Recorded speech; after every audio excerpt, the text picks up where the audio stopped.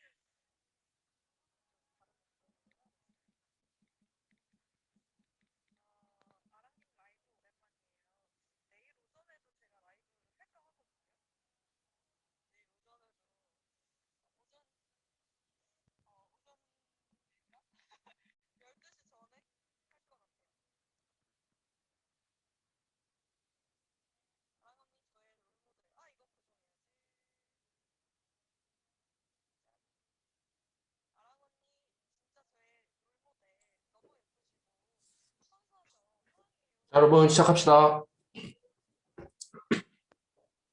될거 아니고. 야, 들어오세요, 여러분. 사람들이 지금 저기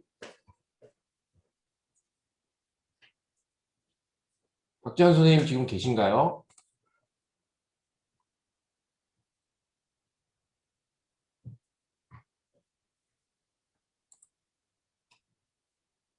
아, 예, 계시네요. 여러분 오늘은 제 빅데이터 처리 수업 시간이긴 한데요. 공지 드린 것처럼 전문가 특강 소중사업단에서 하는 전문가 특강을 진행할 겁니다. 오늘 제가 소개해드릴 분은요, 신한리츠 운영의 투자운용본부 본부장을 맡고 계신 김병직 선생님입니다.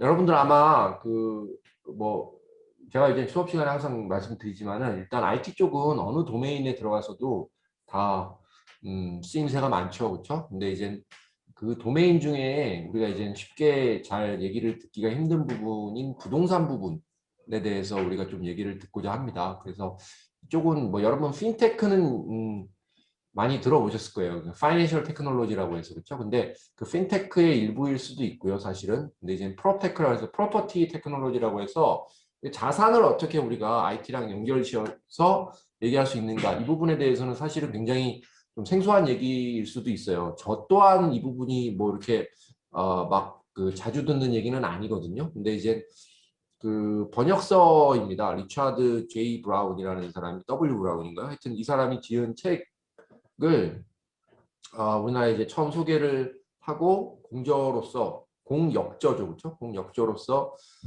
지은 분이시기도 하고요. 그다음에 실제 지금 우리나라 그 리치 운용사가 그닥 많지는 않습니다. 제가 알기로는 뭐 5개 플러스 마이너스 정도밖에 안 되는 걸로 알고 있어요. 근데 그 중에 하나를 만드신 분이기도 하고요. 뭐 여러 가지로 굉장히 이 분야에 있어서는 전문가라고 아주 뭐 독보적으로 전문가다라고 얘기할 수 있을 정도의 선생님이라고 보면 될 것 같습니다. 그래서 오늘 그 부동산 기술은 어떻게 세상을 바꾸는가라는 주제로 말씀을 해주실 것 같고요.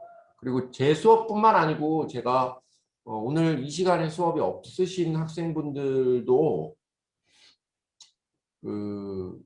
좀 들어오라고 얘기를 했는데요. 태환아, 이게 이렇게 누워서 들을 거면 이게 조금 비디오를 꺼주든가 해야 될 것 같아, 그렇지? 예. 아니면 좀 앉아서 듣든가, 그렇지? 그리고 이제 다른 분들도 비디오를 좀 켜주시고 수업을 좀 들어주셨으면 좋겠고요.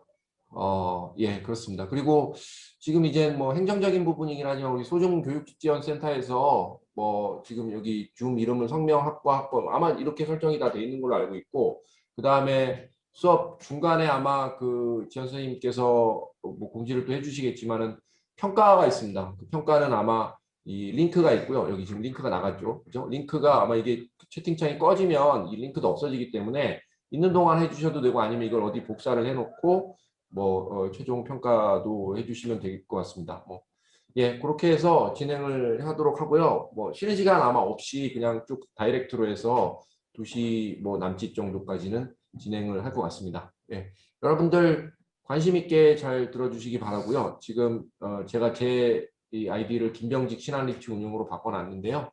네, 한번 들어주시기 바랍니다. 자, 소개하겠습니다. 그 김병직 강사이십니다.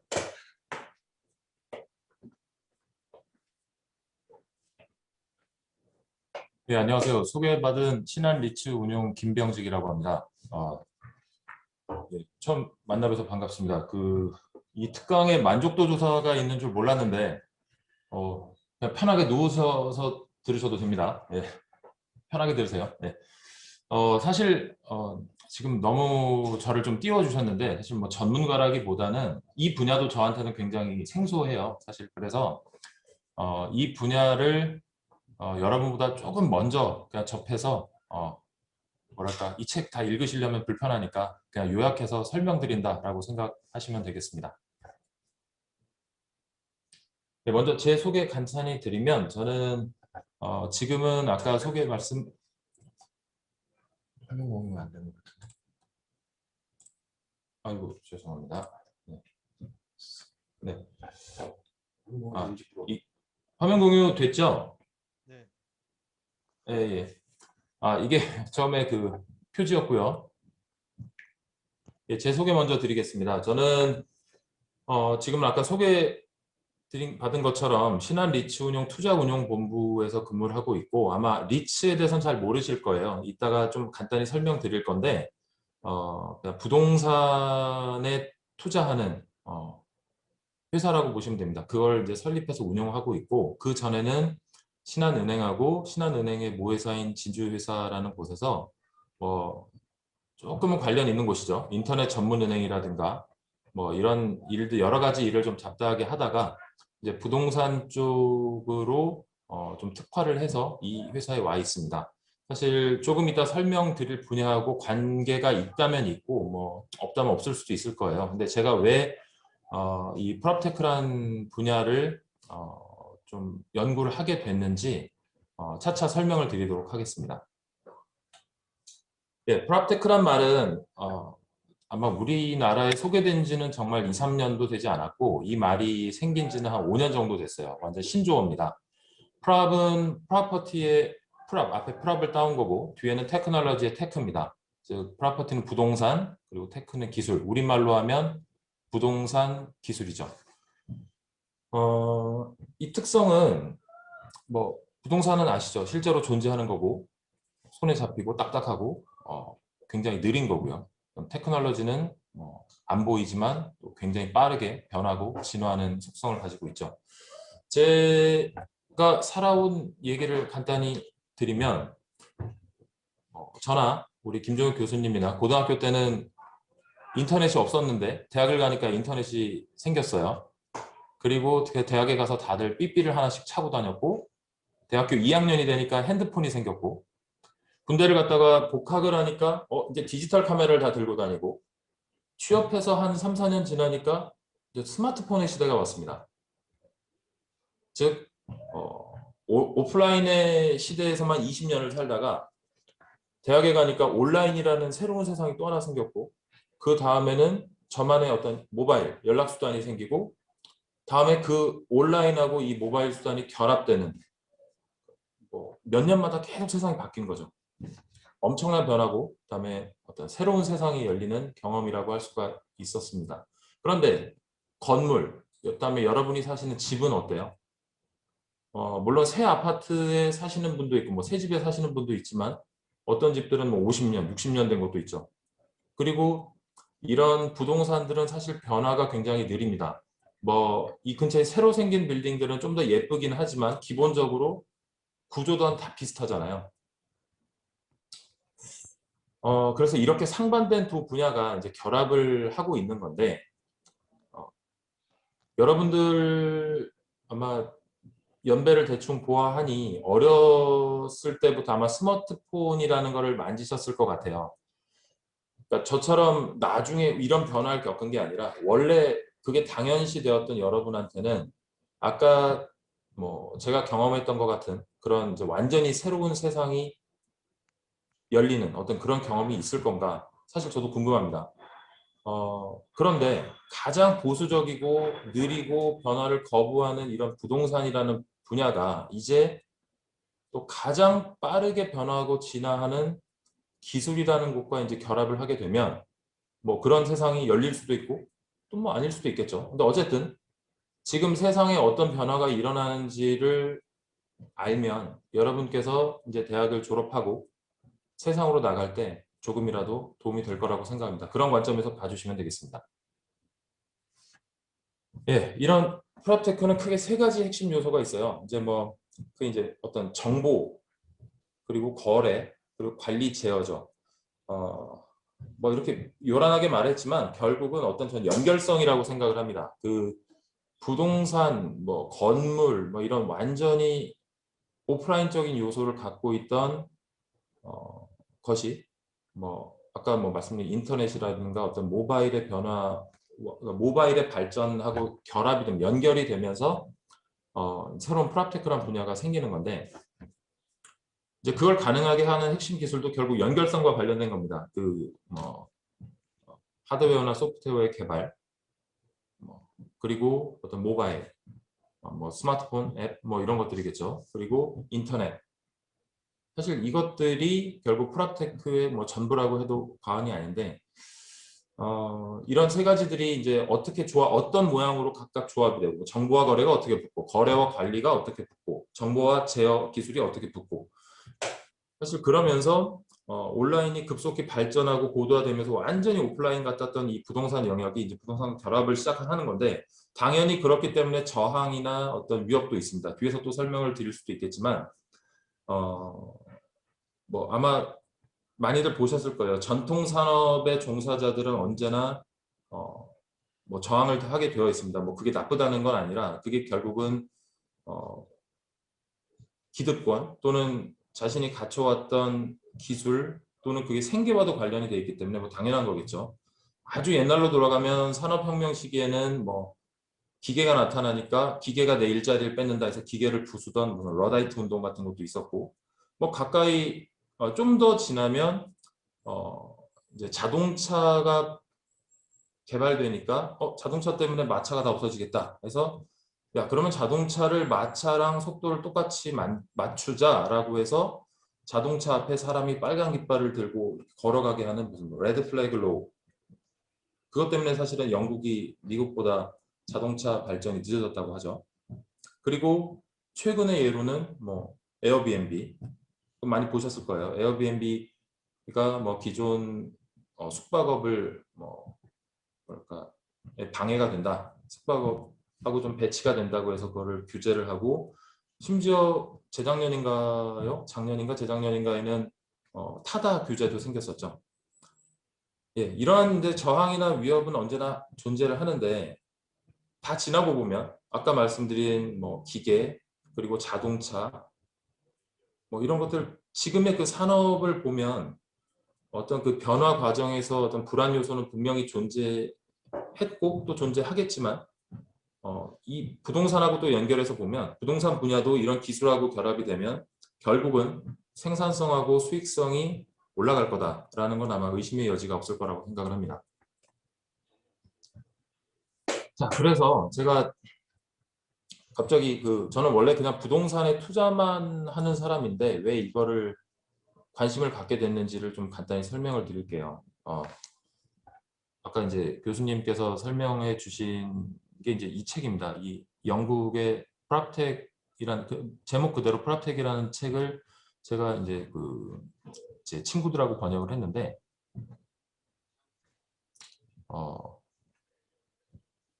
여긴 없네요. 제가 회사를 다니면서 이제 부동산 대학원을 다녔어요. 근데 그때 거기서 우연히 제 고등학교 친구들을 만나게 됐는데 이 친구들은 지금 마침 이 프랍텍 전공이라는 게 새로 생겼을 때 이쪽으로 이제 입학을 한 거죠. 프랍테크, 쉽게 말하면 프랍테크 과에 입학을 했는데 프랍테크라는 분야가 교재가 없어요. 굉장히 황당한 상황이죠. 전공은 있는데 교재가 한 권도 없습니다. 그래서 학생들이 스스로 지금 교재를 찾아 헤매다가 보니 우리나라에는 아예 이 책이 없고 아마존에서 전 세계 프랍텍이라는 주제로 나온 책이 몇 권인가 봤더니 5권이 있더라고요. 근데 그 중에 제일 쉬운 책을 골라서 번역을 하게 됐습니다. 이 책은 영국에서 부동산 팟캐스트인 The Property Voice라는 팟캐스트를 운영하던 운영자가 26번의 방송을 편집을 해서 엮은 책이에요. 그래서 좀 비교적 좀 내용이 쉽습니다. 그래서 사실 어떻게 보면 저도 전문가가 아닌데도 불구하고 뭐 이 정도 이해를 해서 여러분한테 좀 설명을 드릴 수 있을 만큼 좀 쉬운 책이에요. 이 책에 나오는 순서에 따라서 좀 설명을 드리도록 하겠습니다. 네, 요 작은 원안에 계신 분이 이 저자고요. 예, 요 네 가지가 크게 보면 프랍테크의 어떤 주요 핵심 영역이라고 할 수가 있습니다. 영국의 PI 랩스라는 그 벤처 캐피탈 회사가 있는데 이 회사가 크게 이 네 가지로 구분을 해봤고 여기 나오는 숫자는 이 회사가 각각 이 분야별로 그 자금 조달에 성공한, 즉 돈이 가장 많이 몰린 퍼센티지예요. 하나가 이제 컨스트럭션, 그러니까 그러니까 건설 기술이죠. 다음에 파이낸스하고 붙은 핀테크, 다음에 스마트홈하고 IoT, 사물 인터넷, 다음에 쉐어링 이코노미, 그러니까 공유 경제죠. 이 네 가지입니다.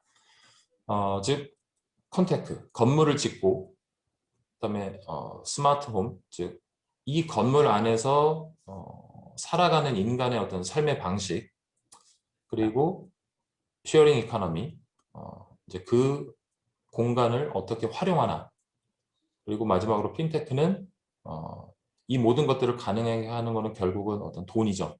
이 돈의 문제. 이게 네 가지입니다. 이 네 가지의 이 자금 조달 비율 숫자를 각각 보시면 결국 핀테크, 결국 돈이 모이는 곳에 가장 많은 신규 진입자가 들어오는 거죠. 일단 당연하겠죠. 약 30%. 그 다음은 공유경제, 그리고 이제 부동산 개발, 그다음에 일상생활을 하는 방식인 스마트홈과 사물인터넷 이쪽으로 크게 대별되고 있습니다. 그리고 이 저자는 이렇게 이 네 가지에 덧붙여서 이 네 가지를 뒷받침하는 어떤 기술적인 것들, AI나 빅데이터, 그다음에 AR, VR, 블록체인 등을 더 이제 설명을 하고 있고, 에드테크는 이제 에듀케이션, 교육 기술인데 이 부분은 제가 보기에는 살짝 이제 프롭테크하고는 좀 거리가 있어요. 근데 이 저자 입장에서는 이런 것들은 결국 교육을 통해서 프롭텍도 결국은 교육이 필요하다는 내용에서 집어넣는데 약간 저는 제가 보기엔 약간 억지스러운 면이 있어서 이 부분은 설명을 하지 않도록 하겠습니다. 그리고 이런 것들이 다 어우러져서 단순히 건물이 아니라 어떤 우리 도시를 어떻게 변화시키는가. 그래서 이게 총 9가지고 저는 이 에듀텍을 뺀 8가지에 대해서 하나씩 설명을 드리도록 하겠습니다. 네, 이 숫자들은 지금 프롭텍 영역을 나타내는 어떤 지표들입니다. 뭐 생긴 지 얼마 안 된다고 했지만 물론 이제 이거를 어떻게 정의하냐에 따라 좀 다르겠지만 상당히 큰 규모예요. 글로벌 세계 전체적으로 보면 이쪽에 투자된 금액이 약 31조, 그다음에 기업체 수도 8,600개. 우리나라도 작지 않습니다. 우리나라도 여기 투자된 금액이 벌써 1조 5천억. 그리고 프롭테크 포럼이라는 협회에 등록된 회사도 233개. 그리고 그 매출액도 뭐 7천억이 이미 넘어가고 있습니다. 뭐 적지 않은 규모죠. 아마 지금쯤에는 더 커졌을 거예요. 이 자료도 이미 한 1, 2년 전이기 때문에 훨씬 더 커졌을 거라고 생각을 합니다. 자, 이 그림은 죄송합니다.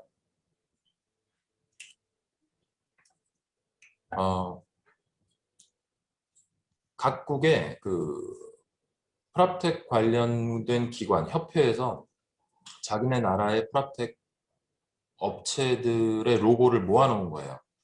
이게 지금 왼쪽은 스페인이고 오른쪽은 독일인데 굉장히 많죠. 뭐 아는 뭐 저는 잘 모르겠습니다. 제가 아는 기억은 거의 없네요. 이 다음 페이지는 이제 북유럽입니다. 왼쪽은 노르웨이, 오른쪽은 핀란드. 그리고 이거는 중동이라고 할 수 있겠죠. 터키와 이스라엘. 우리가 생각하기에 이런 나라들과 왠지 프랍텍이 거리가 있을 걸로 생각되기도 하지만 이미 굉장히 많습니다. 그리고 여기는 왼쪽은 베트남이고 오른쪽은 오스트레일리아예요. 여기도 여전히 많죠.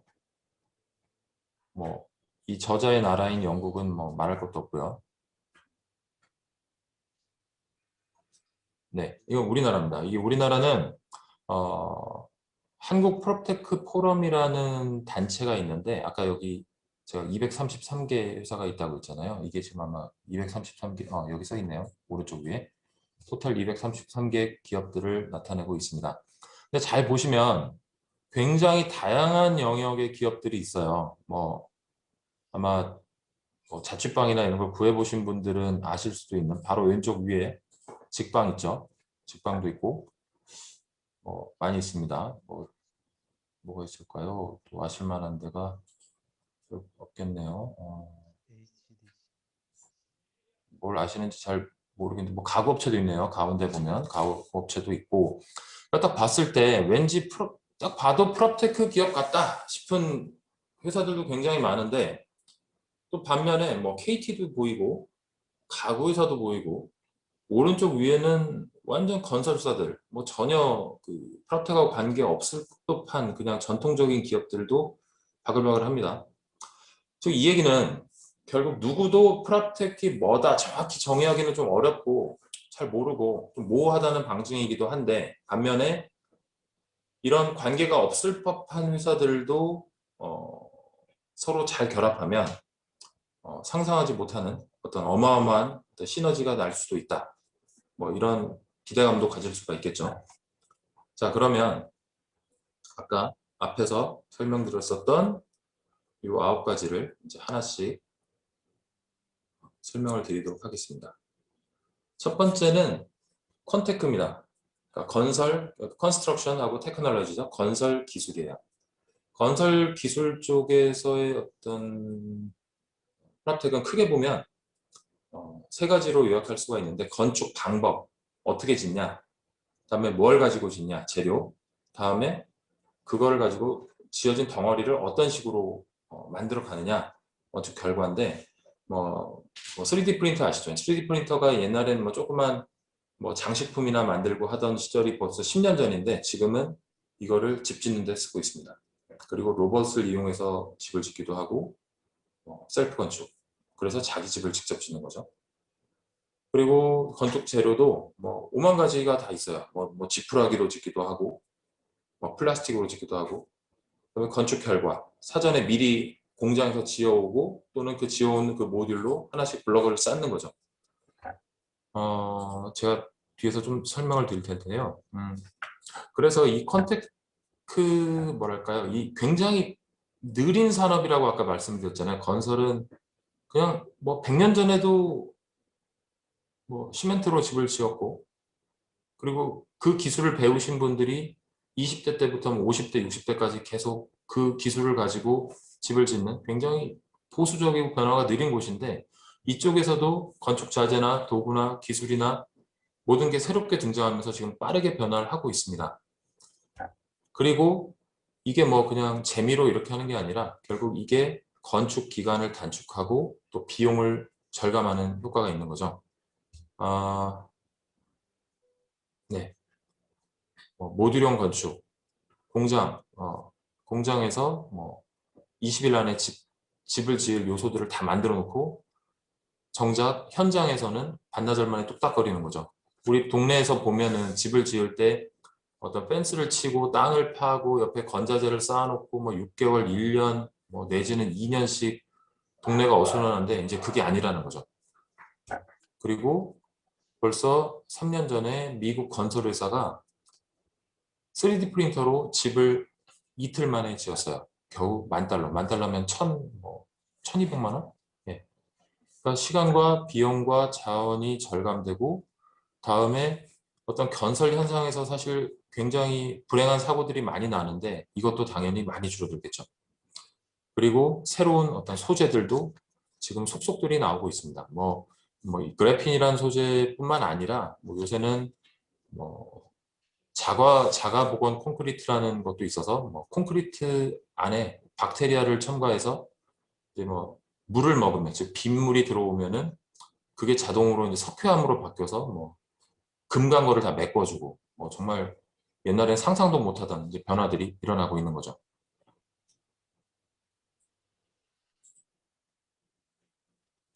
그 건축 사례를 한번 보여드리겠습니다.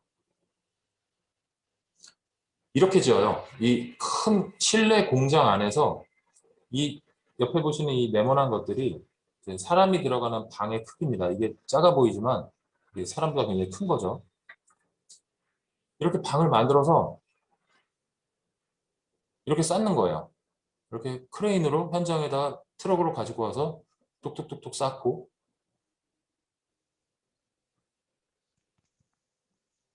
쌓아서 이렇게 엄청난 대단지를 만듭니다. 이 단지는 2018년, 그러니까 3년 전에 있었던 평창 동계올림픽 기억하시죠? 그 동계올림픽 때 선수 지원단 숙소 단지예요. 여기가 방이라고 해야 되나요? 건물이라고 해야 되나요? 720개가 있고 여기 2,800명이 먹고 자고 했던 곳입니다. 원래 이 정도 사이즈면 보통 땅을 파고 철근 콘크리트로 이걸 지으면 보통 1년 반이 걸려요. 그런데 18개월 걸리던 거를 아까 보여드린 이 공장에서 지어서 쌓는 방식으로 7달 만에 지었고, 비용도 30%가 절약됐다고 합니다. 그리고 이렇게 짓고 마는 게 아니라 조립을 했기 때문에 해체도 쉽습니다. 그래서 해체를 해서 다시 트럭에 싣고 가면 되는 거예요. 그래서 지금 보시는 이 단지는 지금은 없어졌고요. 이게 그 강원도 전방에 있는 군대 지금 숙소로 지금 재활용을 하고 있습니다. 이미 일본에서, 우리나라는 단독주택이라든가 이런 게 아직 보급이 없어서 그런지 모르겠지만 일본은 이미 한 6, 7년 전에도 단독주택을 모듈러 주택으로 짓는 게 벌써 한 20% 정도 이상 됐다고 합니다. 근데 우리나라는 그럼 없냐? 아니에요. 있어요. 요 지금 오른쪽에 보시는 요 6층짜리 건물이 요 천안 두정동에 있는 겁니다.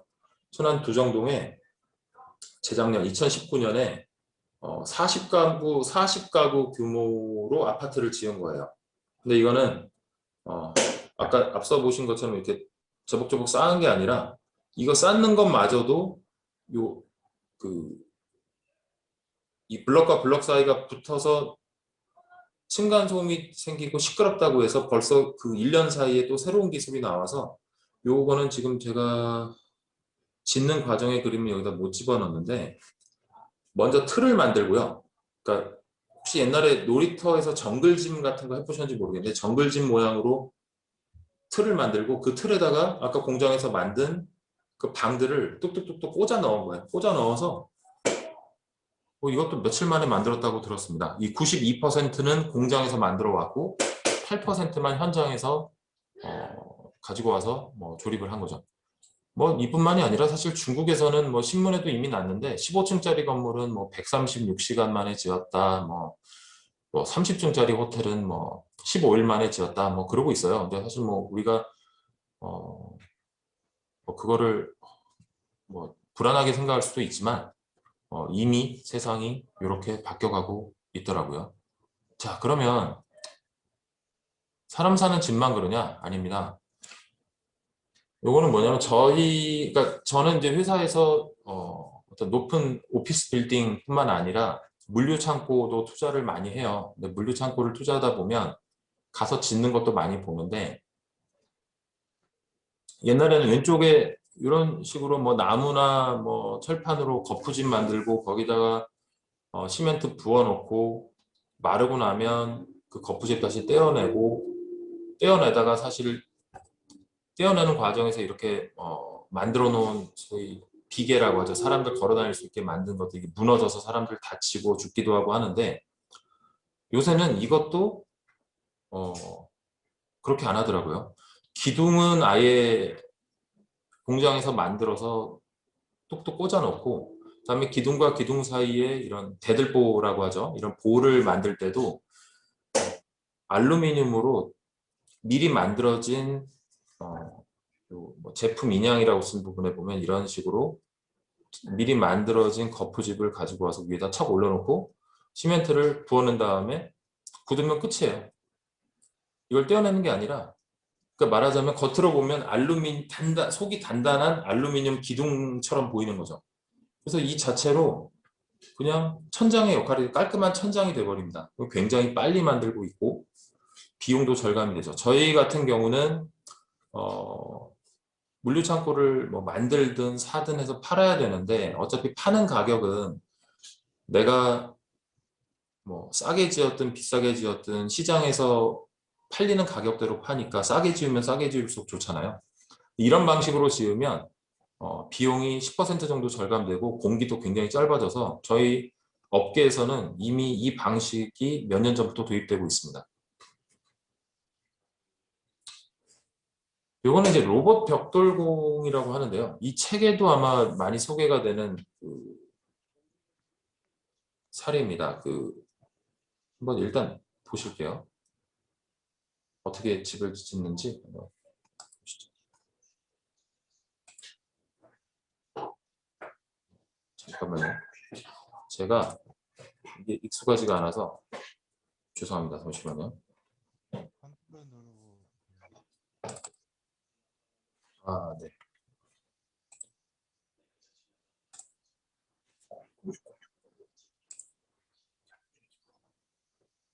예, 요건 아니고요. 이거는 지금 광고입니다. 일단 광고 잠깐 보시고. 잘 보이세요? 네. 네, 잘 보입니다. 소리가 나면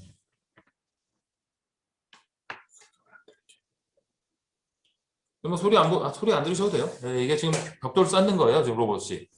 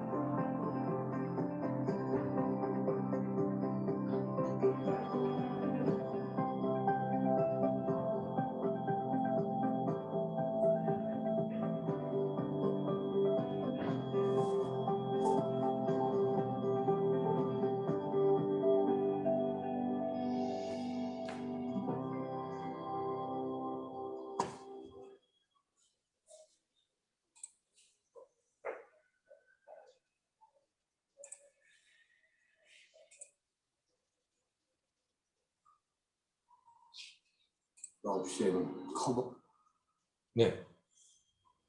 예, 이 로봇, 네, 다시, 지금 화면 다시 돌아왔죠? 네. 네, 이 회사는, 2015년에, 만든 이제 호주 회사인데, 오스트레일리아 회사예요. 근데 이 하드리안 X라는 이 로봇, 벽돌공이라고 해야 되죠? 조적공. 예, 벽돌공이, 사람이, 그, 벽돌공이 이제 그 숙련된 기술자가 보통 500개를 쌓을 수 있다고 해요, 하루에. 그러니까 뭐, 또 숙련된 분들만 계시는 건 아니죠. 그렇지 않은 분들은 뭐 300개, 뭐 400개도 빠듯하다고 하네요. 그런데 이 기계는 1시간에 1000개를 쌓을 수가 있대요. 1시간에 1000개를. 그리고, 좋은 점이 얘는 그 잠을 안 자죠. 그리고 지치지도 않고, 다음에 밤이 된다고 해서 조명이 필요한 것도 아니기 때문에 그냥 그 프로그래밍 된 대로 지으니까 엄청난 속도죠. 그래서 우리나라에는 아직 도입은 안 됐지만 결국 이쪽으로 또 가게 되지 않을까라고 보고 있습니다. 어쨌든 기술과 건설이 결합해서 우리가 생각하는 것보다, 우리는 뭐 사실 뭐 건설 현장에 있지 않으니까 그런가 보다 하지만 이미 굉장히 빠른 변화를 보이고 있습니다. 자, 이제 콘테크는 이 정도 하고요. 다음에 스마트홈과 IoT로 가겠습니다. 뭐 스마트홈, 네, 생활하는 사람 입장에서는 어떤 뭐 인터넷, 가전제품, 다음에 뭐 집에 있는 뭐 아파트 같은 데 요새 새 아파트에는 뭐 홈 오토메이션이라고 있죠. 뭐 이제 이런 것들이라고 생각할 수가 있고, 뭐 이제 여기 보시는 뭐 구글의 네스트라든가 뭐 이런 게 있는데, 그다음에 관리하는 사람 측면에서는 뭐 에너지 최적화, 그러니까 뭐 냉난방을 어떻게 할 거냐, 다음에 뭐 침입자를 막는 뭐 안전이나 보안 관리는 어떻게 할 거냐, 뭐 이렇게 볼 수가 있겠죠. 사실 뭐 이 분야가 뭐 아주 새로운 거라면 또 새로운 거지만 또 그렇지 않기도 하죠. 사실 옛날부터 뭐 그러니까 현관에서 벨을 누르고 또는 뭐 그러면 뭐 누구시냐고 이렇게 대답하는 뭐 마이크 같은 것도 있었고, 이것도 어떻게 보면 굉장히 초보적인 스마트 홈인 거죠. 그러면서 이제 이게 벌써 몇십 년 됐지만 이제 구글이나 아마존이나 애플 같은 기업들이 뭐 이제 10여 년 사이에 등장하면서 굉장히 빠르게 옛날하고는 다르게 지금 발전을 하고 있습니다. 즉 스마트폰하고 태블릿이 어떻게 널리 이제 보급이 되면서 그다음에 이제 무선 인터넷이 굉장히 빨라지고, 그다음에 아무 데서나 접속할 수 있게 되면서 사실 이런 변화가 온 거죠. 뭐 이제 홈 오토메이션이나 원격 제어, 부동산 모니터링 이런 것들이 연결되면 당연히 점점 편해질 겁니다. 예. 아까 처음에도 이 연결성에 대해서 말씀을 드렸는데 결국 스마트홈과 사물 인터넷, 여기 다 인터넷으로 연결된다라는 것이 이제 전제가 됩니다. 결국 우리 모두 이제 손에 들고 다니는 스마트폰이나 태블릿이 생기면서 이제 이 환경이 갖춰진 거고요. 어떤 뭐 옛날엔 직접 서로 뭐 잘 때 누가 침대 바깥으로 나가서 이제 불을 끌 거냐 뭐 이런 걸 했지만, 이런 TV나 조명을 원격으로 제어할 수 있는 어떤 홈 오토메이션. 물론 옛날에도 이 비슷한 게 있긴 했지만 이제 굉장히 싸진 거죠. 뭐 아마존이나 알렉사, 뭐 구글홈 이런 게 들어오면서 이제 누구나 이런 걸 쓸 수 있게 됐습니다. 뭐 집에 어떤 뭐 스마트 스피커 같은 거 이제 가지고 계신 분들 많이 있잖아요. 이제 그런 거죠. 그게 다 보급이 되면서 사물 인터넷도 마찬가지죠. 그냥 오프라인으로만 존재하던 뭐 냉장고라든가 뭐 세탁기나 건조기 같은 것들이 다 인터넷으로 연결이 되면서 중앙에서 집중적으로 또 그리고 원격으로 제어할 수가 있게 됩니다. 그러면서 어떤 뭐 전기료를 아끼는 것부터 시작해서 즉 뭐 비용 절감이나 또 효율적인 관리 이런 것들이 다 가능해지게 된 거죠. 뭐 말로 떠드는 것보다 아마 많이 아실 것 같아요. 뭐 스마트 스팅즈라는 회사가 이제 삼성의 계열사고 요즘 삼성에서 많이 밀고 있는데, 요 사례를 잠깐 보시죠. 이 동영상 길기는 한데 뒤쪽은 그래서 안 볼 거고요. 앞쪽에 개념 부분만 제가 간단히 보여드리도록 단 하나의 하겠습니다. 스마트 기기로 집 전체를 컨트롤할 수는 없을까? 무엇보다 단 하나의 볼게요. 스마트 기기로 집 전체를 컨트롤할 수는 없을까? 무엇보다 중요한 우리 가족 건강 누가 지켜주지? 내 취향에 맞는 집을 꾸미고 싶어. 매달 관리비에 놀라는 나. 에너지를 절약하고 싶은데 이런 고민을 해결하기 위해 삼성전자의 이름으로 체인지업 프로젝트를 시작합니다. 동영상 나오고 있죠? 안녕하세요. 아나운서 윤서연입니다. 반갑습니다. 이곳은 삼성전자 제품들로 만들어진 삼성 스마트홈이에요. 함께 둘러보시겠어요? 네, 가보시죠.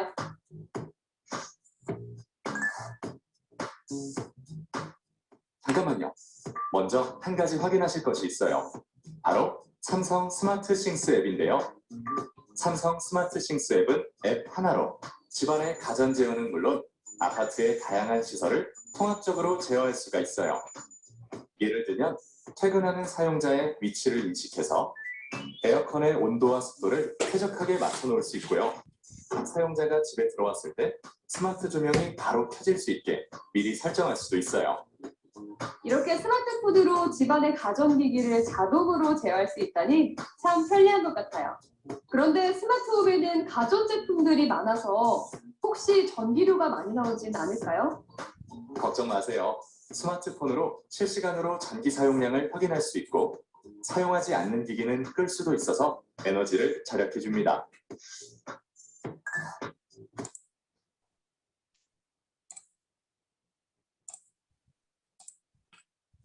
네.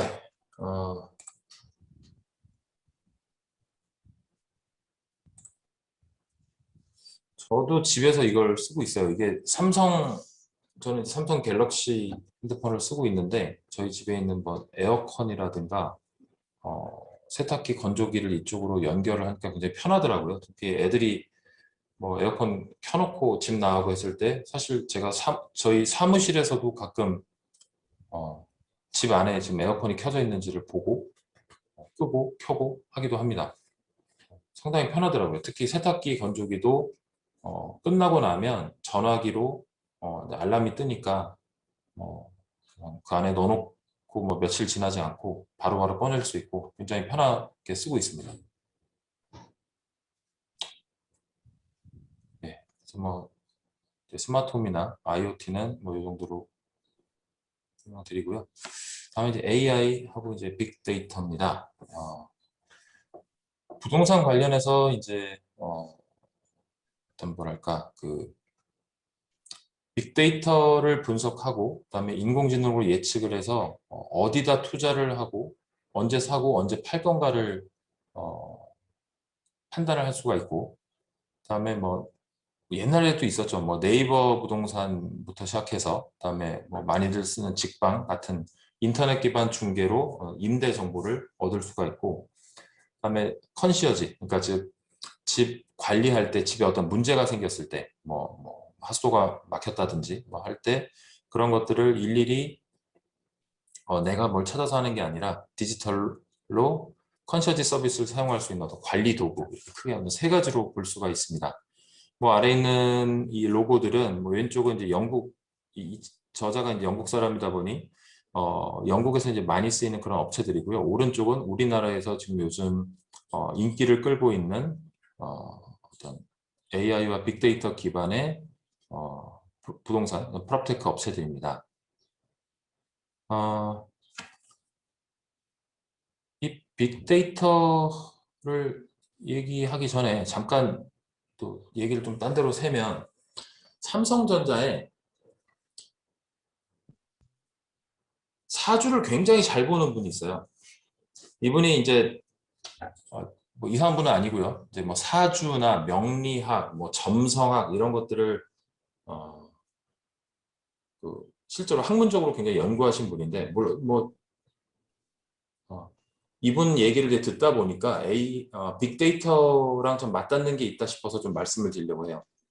사주라는 게 이제 연, 월, 일시, 사람이 몇 년도, 몇 월, 며칠, 몇 시에 태어났냐 이거에 따라서 뭐 사람의 운명이 있다 없다 뭐 이런 얘기인데 그분들 얘기로는 이 사람이 뭐 봄에 태어났느냐, 봄도 추운 봄, 뭐 따뜻한 봄 또는 여름처럼 더운 봄에 태어났느냐, 그리고 열대지방이나 또는 반대로 저 좀 추운 지방에 태어났느냐에 따라서 그러니까 사람도 이제 생물이기 때문에 뭐 바이오리듬이라는 것도 있잖아요. 생물이기 때문에 어떤 기본적인 성향이라는 게 있다는 거죠. 즉 어떤 태어난 시점에 따라서 그런 분명히 어떤 어찌할 수 없는 성향이 있는데 다만 이것들이 이제 태어난 다음부터 노출되는 여러 가지 환경에 따라서 어떤지 뭐 바뀌는 거죠.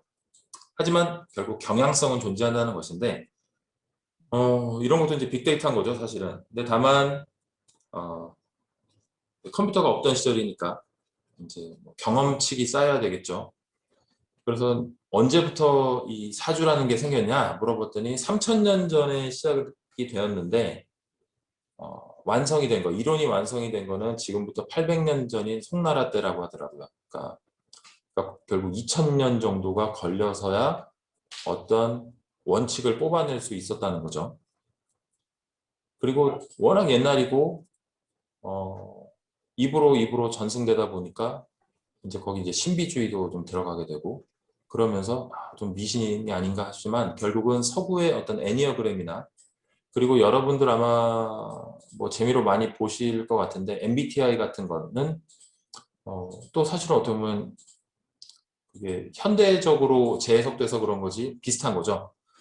중국 인구가 전쟁이 심할 때 되게 적을 때는 뭐 지금은 15억이라고 하지만 옛날에는 5천만 명이었대요. 그리고 어떤 뭐 굉장히 번영하던 시기에는 1억 명. 그러면 평균 수명도 옛날에 짧았기 때문에 대충 계산해 보면 2000년 동안 태어나고 죽는 사람의 수가 아마 한 30억 정도 됐을 거예요. 근데 지금은 이 시점에 살아있는 전 세계 인구가 그 거의 3배인 80억이죠. 그래서 엄청난 데이터를 갖고 있는 거예요, 지금은. 결국 우리가 인터넷에서 뭘 검색하고, 그러니까 구글이나 네이버로 검색을 하죠. 그다음에 스마트폰 위치 정보로 어디 가는지, 다음에 어디 가서 우리가 무엇을 얼마나 자주 구매하는지 이런 정보들이 다 쌓이고 있는 거죠. 옛날 같으면 몇 년도에 태어나서 이 사람이 어떻게 살았고 어쩌고 저쩌고 한 얘기를 30억 명 쌓는데 2000년이 걸렸는데 지금은 동시에 80억 명이 매일 하는 행동들을 사실 쌓을 수 있는 거죠. 그렇기 때문에 어떻게 보면 옛날에는 전혀 없었던, 전혀 알 수 없었던 것들이 뭐랄까 그 방대한 양의 어떤 데이터 분석을 통해서 과거에는 우리가 하지 못했던 통찰을 얻을 수가 있다고 생각을 합니다. 즉 이런 부동산 분야에서도 뭔가를 거래하고 조사하고 법률 서비스를 한다든지 이런 전문 부동산 서비스가 과거에는 그냥 전문가들이 뭐랄까요? 약간 경험에 의해서 그냥 해왔다면 이제는 이것도 어떤 빅데이터나 AI의 영향을 크게 받는 거죠. 그러다 보면 결국 부동산 거래 수수료도 낮아지고 서비스 완료 기간도 단축되는 거죠. 다 비용 절감으로 연결이 될 겁니다. 요거는 제가 굳이 동영상을 보여드릴 필요는 없을 것 같아요. 이 에스크포터라는 거는 아까 설명드린 것처럼 그 어떤 자산관리 플랫폼, 자산관리 컨시어지 회사입니다. 구글이 여기에 투자를 했고요. 요 앞에 보이는 요게 이제 뭐 진이라든가 누구 같은 이런 뭐라고 하나 스마트 스피커죠. 얘한테 얘기하면 돼요. 뭐 어디가 고장났다, 뭐하다 얘기하면 되고 반대로 이 회사 입장에서는 그러니까 그 건물을 관리하는 사람 입장에서는 임대 기간이 끝날 때쯤 되면 임차인이 요구하는 방식으로 문자 메시지가 있기도 하고 핸드폰이 있기도 하겠죠. 그 방식으로 재계약하실 건가요? 떠나실 건가요? 이걸 물어보고 그렇다고 하면 자동으로 자기네 이제 포털 우리로 치면 직방이라든가 네이버 부동산 같은 데다가 자동으로 매물을 등록을 해서 집 보러 올 사람을 다 접수를 받는 겁니다. 그렇게 되기 때문에 집 주인이든 여기 사는 분이든 중개인이든 서로 이제 마찰도 적고 어떤 그러니까 쓸데없는 이제 시간 소비도 많이 줄게 되고 결국은 생산성을 높일 수가 있는 거죠. 네, 다음은 AR하고 VR 어떤 시청각 기술에 대해서 말씀을 간단히 드리겠습니다. 사실 이런 기술은 저는 잘 몰라요. 네. 그런데 이 보면은 어떤 3D 기술, 그다음에 VR이나 AR은 많이 해보셨죠. 무슨 포켓몬도 해보셨을 거고 거기에다가 홀로그램, 그러니까 MR이 이제 홀로그램이거든요. 믹스드 리얼리티인 거죠. 어떤 홀로그램을 결합을 해서 어떤 XR의 시대로 가고 있다고 하네요. XR, X는 익스텐디드의 이제 준말입니다. 그래서 지금 VR은 뭘 뒤집어 써야 되는 거고 AR은 포켓몬을 잡기 위해서 우리가 핸드폰을 어디난가 들이대야 되고 홀로그램 어떤 기기가 어딘가 있어야만 되는 거지만 XR의 시대로 가면은 그냥 내가 있는 공간 자체가 가상현실이 되는 단계로 지금 점점 가고 있는 거죠. 그리고 이 드론을 통해서 이 부동산 쪽에서도 위에서 보는 어떤 조감하는 거나 또는 건물 안으로 들어가는 것들이 요즘 가능해지고 있어요. 그러니까 부동산을 산다는 게 그러니까 저도 건물을 투자하고 어떤 아까 말씀드린 물류창고 같은 걸 투자를 하지만 부동산 구매는 크든 작든 굉장히 감성적일 수밖에 없습니다. 사실 왜냐하면 사람이 들어가서 살고 뭔가 행동을 해야 되기 때문에 가서 보고 와 좋다, 깨끗하다, 크다, 넓다, 아늑하다. 그러니까 사실 직접 가보지 않으면 원래는 안 돼요. 그런데 특히 요즘처럼 어떤 코로나 시대에서는 움직이는 것도 어렵고 더더군다나 저희는 원래는 해외 투자를 하는데 해외를 갈 수가 없죠. 갔다 오면 무조건 한 달이니까. 그래서 요즘은 드론이나 또는 사실 드론을 많이 씁니다. 드론을 통해서 지구 뒤편에 있는 건물의 항공뷰나 내부는 어떤지 이런 것들을 다 찍어서 사실 그걸로 현장 실사를 대신하곤 합니다. 그리고 저는 사실 우리나라에 여기 있는 업체들 말고 이미 되게 한 6년, 7년 전에 이미 이런 시도들이 있었어요. 지금은 없어졌는데 트러스트 부동산이라는 곳에서 원래 법무법인의 변호사로 계시던 분이 뭐랄까요, 부동산 중개료가 너무 비싸다. 그래서 이거를 어떤 법률 자문의 개념으로 접근을 해서 나는 무조건 한 건당 100만 원씩만 받고 부동산 중개를 하겠다. 그러면 어떻게 할 거냐? 그래서 제가 한번 이분을 불러봤는데 저희 집에 이제 3D 카메라를 가지고 와서 각 방마다 돌면서 한번 촬영을 합니다. 그리고 나서 나중에 이 회사 홈페이지에 들어가서 저희 집 동호수를 클릭을 하면 실제로 찍은 저희 집 내부를 다 볼 수가 있어요. 장식장에 뭐가 있고 방바닥 소재는 뭘로 되어 있고 화장실은 구조가 어떻고. 근데 결국은 앞서서 처음에 어떤 여러 가지 저항이 있다고 했는데 이것도 공인중개사협회가 고소를 해서 결국은 재판까지 갔고 문을 닫았죠. 또 얘기를 하자면 어떤 기술 진보는 결국 이런 이해관계에 따라서 누군가에게는 득실이 있을 수 있고 그래서 이런 뭐랄까요, 기술이 발전하면 손해를 입을 수밖에 없는 분들의 어떤 반대도 프롭테크에서는 어떤 큰 장벽이 되고 있습니다. 앞서 말씀드린 증강현실, AR, VR에 대한 내용인데 간단히 그냥 정리를 해봤습니다. 포켓몬 얘기도 있고요. 실제로 제가 말씀드린 그 3D 촬영을 해서 들어가서 이제 저희 집을 본 케이스가 사실은 VR의 약간 변형된 버전인 거죠. 사실 이런 것들이 이미 우리나라에서는 여러 가지 저항이 있어서 좀 가로막힌 면이 있는데 해외에서는 이미 잘 쓰고 있어요. 이 왼쪽에 이 드론 뷰가 저희들이 이제 실사를 할 때도 많이 쓰이는 것들입니다. 이거 한번 제가 보여드릴게요.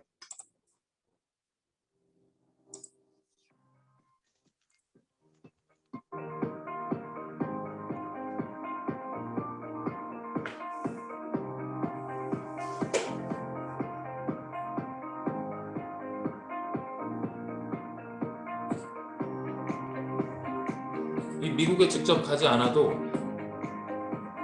이 동네를 다 볼 수가 있어요. 오히려 차 타고 밑에서 돌아다니는 것보다 이게 더 나아요. 뭐 각 건물의 뭐 면적은 어떻고, 뭐 가구 수는 얼마가 있고, 이 건물은 무슨 건물이고.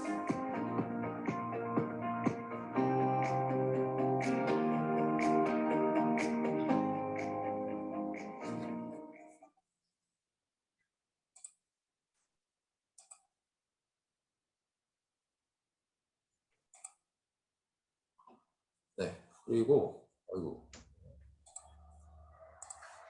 그리고 지금 보신 거는, 아까 보신 거는 이제 건물의 어떤 위치라든가 겉에서 본 뭐 여러 가지 이제 조감이라면, 이제 또 안을 이렇게 보는 방법도 있습니다. So we are in a great room of a $17.75 million apartment. We're on the 52nd floor of a building called 56 Leonard, which is designed by a Swiss architecture firm called Herzog & de Meuron. Now, because we're on the 52nd floor, we can see the entire curvature of the island of Manhattan as it curves down to the tip. We're in Tribeca on the corner of Soho, which is in one of the most southernmost areas of the city.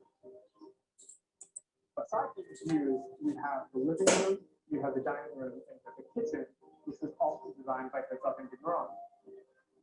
So this countertop is something that they colloquially call the baby grand countertop because of its shape.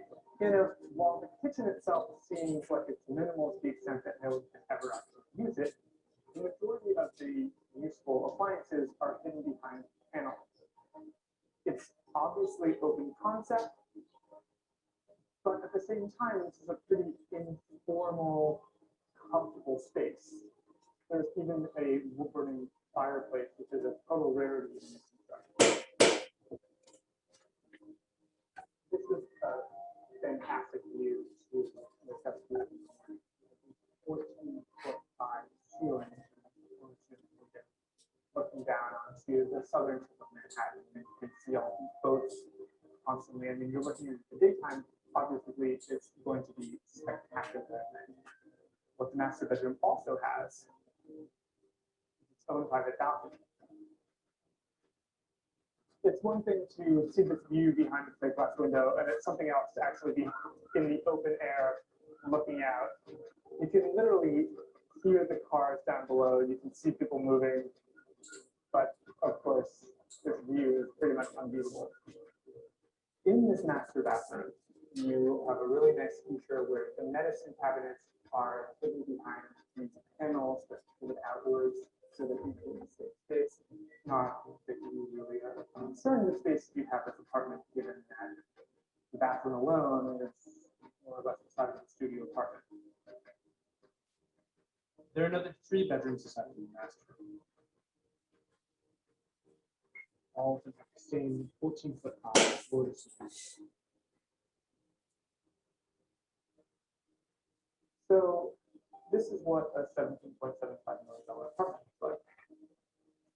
Now, the price per square foot is around $1,000 more than the average luxury price per square foot in Manhattan. But of course, the average luxury apartment isn't on the 52nd floor, isn't new construction, and doesn't have so is it worth it? I guess that's up to whoever has $17.75 million to spend.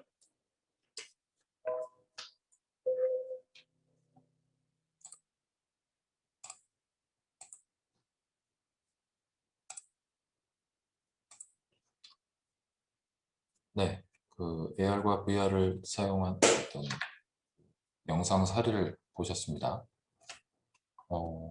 방금 보신 것처럼 뉴욕 맨하튼에 있는 아파트를 직접 가지 않아도 볼 수가 있는 거죠. 사실 저도 예전에 집을 구하러 이렇게 그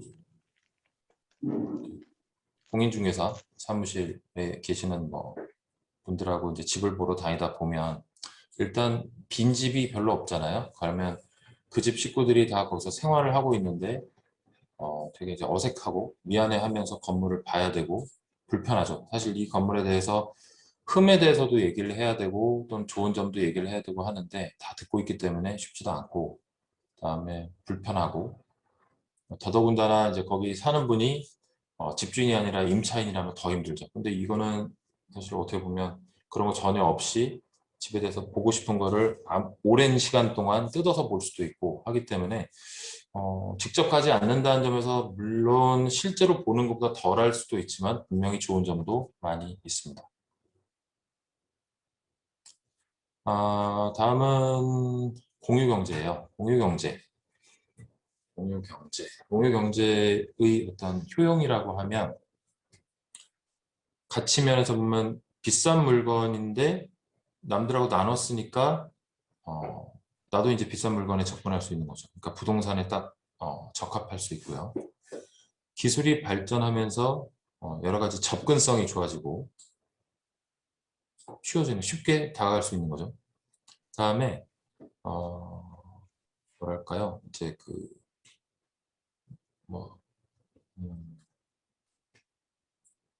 예를 들어서 공유경제 뭐가 있을까요? 뭐 위워크라든가 또 여러 가지 그 뭐였죠? 저기 갑자기 생각이 안 나네요. 그 숙소 예약하는 에어비앤비 뭐 이런 것도 사용하다 보면 결국 상호 이제 평점을 매기잖아요. 이러면서 이제 등급이 누적되면서 이제 신원 보장이 되는 거죠. 이 믿을 만한 사람이다. 또 아니다. 그리고 이제 규제에 대해서는 좀 이따가 다시 말씀을 드리겠습니다. 진입 장벽에 관한 문제가 있는데요. 이 오른쪽 그림들 보면 이제 뭐 미국의 이제 미드에 나오는 나중에 나오게 될 어떤 공유 자동차의 모습들입니다. 이렇게 바뀌게 될까요? 자, 인터넷을 통해서 뭐 어쨌든 공짜든 아니든 서로 이제 자산이나 서비스를 공유하는 시스템을 공유 경제라고 하는데 이미 많이들 경험을 해보셨을 거예요. 아마 뭐 지금은 코로나 때문에 해외 여행을 많이 못 가시고 국내 여행도 어렵지만 뭐 에어비앤비가 이제 그런 거죠. 뭐 자기 집을 내가 비울 때 또는 집이 뭐 여러 채가 있을 때 집을 또 머물고 싶은 사람하고 이제 연결을 시켜주는 거고 우버는 우리나라에서 한때 퇴출이 됐었지만 어떤 우버도 내가 남는 시간에 내 차로 누군가를 태워주고 싶은 사람과 또는 차가 필요한 사람을 연결해 주는 거죠. 우리나라에는 없는데 태스크래빗은 뭐냐면 뭔가 업무를 마치려면은 사람 손이 필요한 사람과 다음에 어떤 임시직, 알바가 필요한 사람을 연결해 주는 이런 앱들이 있습니다. 이런 게 공유 경제죠. 서로 쉐어를 하는 거죠. 앞서 말한 네 가지가 이 아래 그 핵심 사항인데요. 내가 빌릴 수 있는데 왜 제 값을 다 내고 사야 되나 하는 가치의 문제. 다음에 기술이 발전하면서 접근성이죠. 편의성, 즉 원하는 걸 원하는 때 아주 쉽게 살 수 있게 됐고 다음에 에어비앤비, 제가 아까 생각이 안 났던 그 에어비앤비, 우버에서 서로 평가를 해서 믿을 만한 분이다, 아니다 해서 공개 평가함으로써 점점 뭐랄까 바람직한 방향으로 사람의 행동을 바꿔주는 거죠. 그리고 규제 당국이 움직이기 전에 규제 당국보다 먼저 빈틈을 찾아서 아이디어를 내면 성공을 하는 거고 무작정 창의력 없이 따라오기만 하면 그 규제가 어차피 이제 그 사이에 규제 당국이 규제를 만들 거기 때문에 이제 진입장벽으로 작용할 수가 있겠죠. 그래서 어떻게 보면 우버는 처음에 먼저 들어와서 선점을 해서, 물론 우리나라에서 좀 힘들었지만 세계적으로 그래도 잘 자리를 잡았고, 타다 같은 경우에는 이미 이런 어떤 공유 자동차에 대해서 당국이 준비가 된 다음이었기 때문에 바로 이제 견제를 받아서 이제 좀 일시적으로 이제 실패하게 된 거죠. 이 규제에 대해서는 뭐 여러 가지 비유들이 있지만 어떤 노점상과 비슷하다라는 얘기들을 많이 해요. 그러니까 정말 이 공유 경제에 대해서 좋다, 가치와 편의성과 신뢰 부분에 대해서는 뭐 말되는 것 같은데, 규제 부분에 있어서 정말 공유 경제가 제대로 된 거냐, 아니면 아직 규제가 없을 뿐이지 사실은 일종의 도덕적인 범법이 아니냐라는 말들도 많죠. 즉 노점상이 보면은 세금도 없고 임대료도 내지 않잖아요.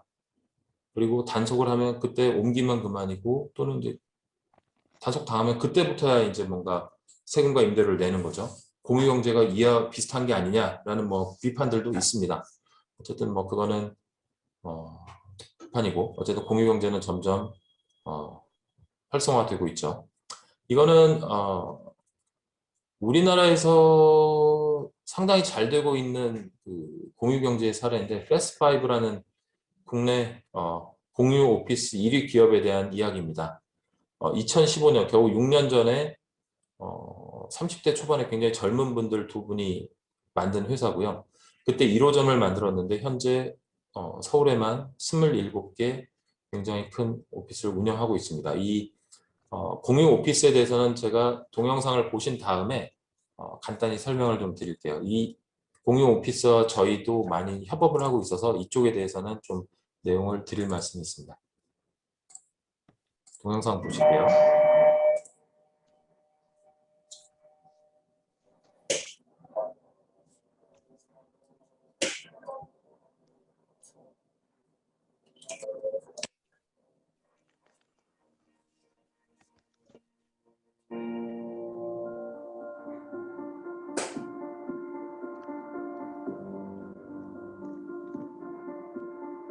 패스트파이드는 밀레니얼 세대들의 고객들에게 저희가 공간 그리고 서비스, 커뮤니티를 잘 한 대 섞어서 그들이 공간 자체에서 더 큰 부가가치를 느낄 수 있게끔 공간을 일종의 서비스 형태로 제공하고 있는 공유 오피스 사업자입니다. 제가 정말 몸과 노트북만 들고 와서 원하는 시간 동안 원하는 서비스를 원하는 폼에 맞춰서 이용하실 수 있게끔 제공하는 공간 자체가 첫 번째고, 두 번째는 입주해 있는 기사들에게 저희가 커뮤니티 매니저라고 불리는 스태프들을 통해서 업무에만 집중할 수 있도록 다양한 서비스들을 함께 제공하고 있습니다.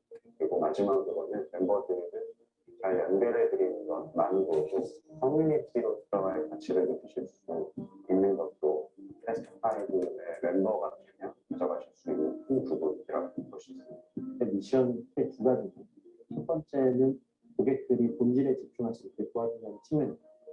두 번째는 저희 회사에 입주하는 회사들의 공통점이 뭔가 새로운 거를 하는 분들이 만남과 그 대화 속에서 용감과 스파크가 일어나는 경우가 많기 때문에 저희 회사에는 되도록 다양한 사람들이 만날 수 있는 작전을 만들어주는 거고, 그 영감을 통해서 그 비즈니스가 발전할 수 있게 도움드리는 그 미션입니다.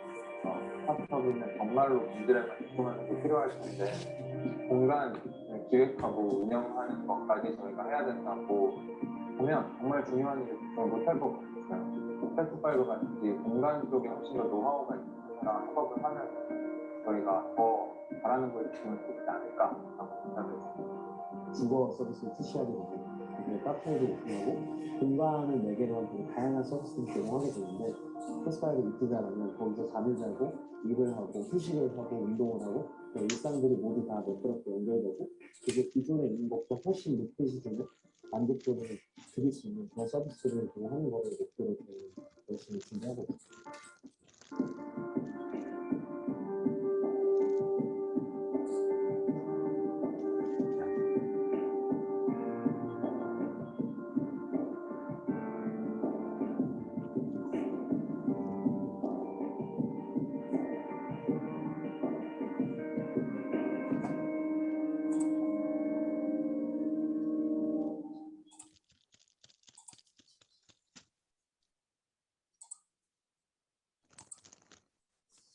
네, 이 공유 오피스, 뭐 위워크, 우리나라 회사로는 패스트파이브가 있는데 이 공유 오피스는 쉽게 말하면 전문 용어로는 전대업이라고 합니다. 내가 한 번 임대를 하고 그거를 임차를 받은 걸 가지고 다른 사람한테 한 번 다시 빌려주는 전대업인 거죠. 즉 한 명치 공간을 빌려서 세 명한테 빌려주는 개념이에요. 보통 일반적으로 오피스를 계산을 할 때 한 명당 한 4.5평에서 5평 정도가 필요하다라고 보고 있는데 이런 위워크나 패스트파이브는 1인당 공간에 1.5평밖에 안 돼요. 굉장히 좁습니다. 도서관이나 독서실 같은 개념이죠. 하지만 공용 공간, 아까 보신 것처럼 모여서 회의를 하고 커피를 마시고 하는 공용 공간은 굉장히 넓고, 그러니까 여기가 좁은 만큼 굉장히 넓고 고급스럽게 소위 말하면 간지간하게 만들어서 원래 아주 조그만 기업들, 1인 기업이나 뭐 서너 명 되는 스타트업들은 그렇게 작은 공간을 빌려주지도 않고, 다음에 임대료도 비싸기 때문에 원래 결코 일할 수 없는 곳들, 시내 중심 이런데 서울의 강남 이런 데는 사실 비싸서 못 들어가지만 이렇게 작은 공간을 들어가기 때문에 되게 폼나는 곳에서 나도 쓸 수 있다라는 그 심리를 되게 자극해서 만들어낸 새로운 비즈니스인 거죠. 그냥 하나의 사례로 말씀드리면 그건 약간 논외인데, 위워크하고 이제 미국의 위워크와 우리나라의 패스트파이브의 비슷하면서도 좀 차이점이 있습니다. 그 위워크의 전략은 굉장히 트렌디하면서도 되게 굉장히 고급스러운 실내 인테리어를 지향을 해요. 그렇게 해서 소위 연예인 같은 셀럽이 있다면 기업에도 셀럽이 있죠. 무슨 아마존이라든가 뭐가 있을까요? 페이스북이나 이런 회사들이 그런 데들을 굉장히 싸게 공짜로 빌려서 여기서 회사를 운영해줘 라고 해서 이제 유치한 다음에 일반 고객들한테는 위워크에 오시면은 당신들도 저렇게 멋진 기업들하고 같은 공간에서 일할 수 있고, 일하다 보면 또 같이 말도 섞고 어울릴 수 있다라는 그 기대감을 주는 전략을 쓰고 있고, 패스트파이브는 비슷하긴 해요. 비슷하긴 한데 공간을, 그러니까 그 다른 회사와 같은 공간에서 일하면서 또 필요한 사람들하고 함께 어우러질 수 있다는 점에서는 비슷한 전략입니다. 어떤 공간을 쉐어한다는 건 똑같지만 거기는 그렇게 셀럽들을 데려온다고 해서 사람들이 더 올 것 같지도 않고, 그래서 그냥 우리는 그렇고 그런 회사들을 많이 모아서 가는 게 좋다, 이런 전략을 추구하고 있어요. 근데 이게 뭐가 옳다 그러다는 말할 수는 없지만, 위워크는 지금 코로나 이후에 굉장히 힘든 시기를 보내고 있는 반면에 우리나라의 패스트파이브는 지금 상장을 준비하고 있는 등 오히려 이런 전략이 더 좋은 게 아닌가라는 생각도 들더라고요. 그래서 저도 패스트파이브하고 여러 가지로 협력을 하고 있습니다. 자, 또 딴 데로 얘기가 샜는데, 다음 주제는 이제 핀테크와 블록체인입니다.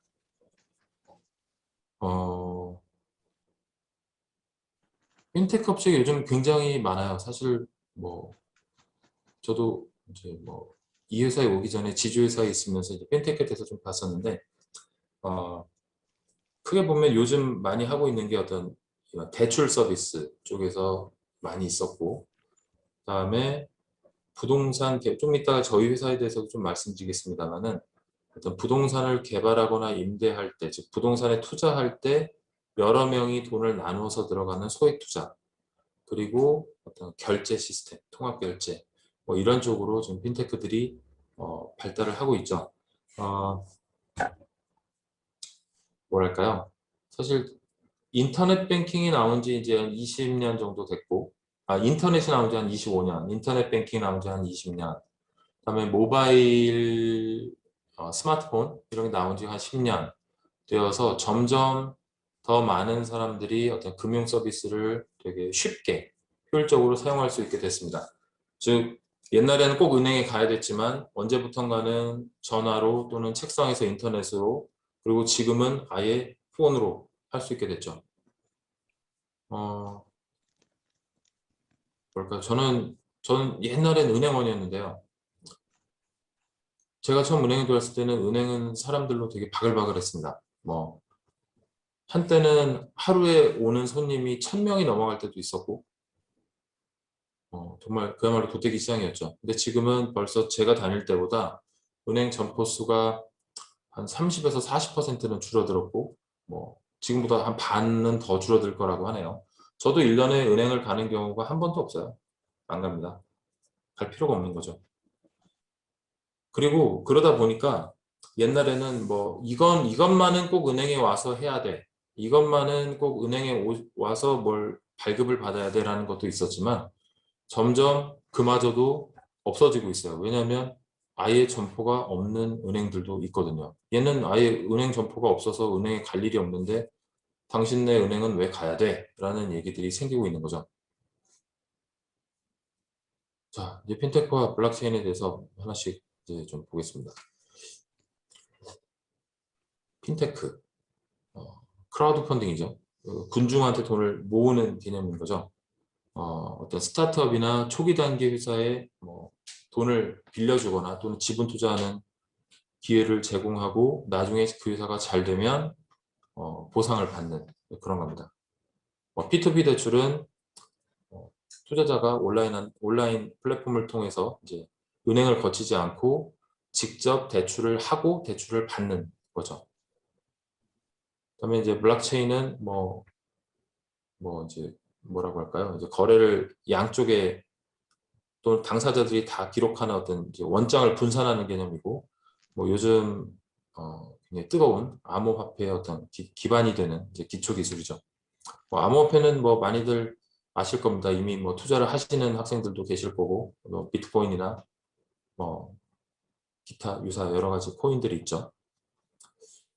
핀테크의 그러면 앞날은 어떻게 될 거냐? 이제 부동산 쪽에서 있어서 뭔가 자산을 담보로 하는데 그것을 아주 잘게 자르는 어떤 토큰화하는 쪽으로 갈 거다라는 거죠. 지금까지는 어떤 부분 소유권이라는 게 사실은 없었어요. 물론 아파트나 건물을 살 때 지분을 소유하기는 하지만 그거는 당사자들이 모여서 당신과 나 뭐 반반을 나누자, 3분의 1로 나누자 하는 것이지 어떤 뭐랄까요, 주식처럼 잘게 쪼개는 이런 개념은 없었는데 이제는 이런 개념들이 들어오고 있습니다. 이 부분 소유권에 관해서는 바로 뒷장에서 설명을 드릴게요. 리츠가 바로 이런 개념의 초기 단계입니다. 제가 하고 있는 업이 이런 리츠업이에요. 리츠가 뭐냐면 부동산 공동구매, 공부입니다. 뭐 집은 사람들이 돈을 모으고 대출을 받으면 살 수 있지만 뭐 서울 중심가에 있는 굉장히 큰 건물들은 5천억, 1조, 심지어 2조가 넘는 건물도 있어요. 이런 걸 누가 사겠습니까? 못 사죠. 그런데 그런 건물들이 훨씬 좋은 건물이란 건 누구나 알아요.